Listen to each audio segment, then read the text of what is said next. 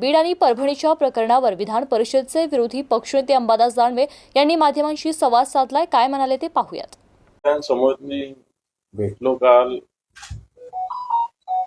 मृत जो सरपंच आहे मसाजोगचे देशमुख यांच्या निवासस्थानी जाऊन आलो. हृदयाला अशा पद्धतीनं एक वेदना होतात अशा घटना घडली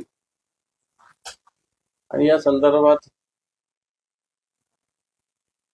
पोलीस पाहिजे तसं तपास करत नाही हे सत्य आहे. आणि हे स्थिती असतानाच पुन्हा एकदा बीडला गोळीबाराची घटना घडली.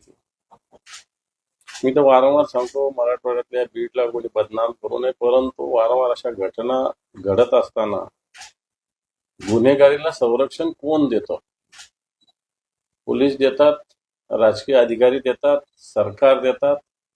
अशा प्रकारचे प्रश्न जनतेच्या मनात निर्माण झाले. सर्वसामान्य माणूस जगू शकत नाही अशा प्रकारची स्थिती आताच्या घडीला बीडमध्ये झालेली आहे. अतिशय भीतीच्या दबावाच्या स्थितीमध्ये बीडची जनता राहते.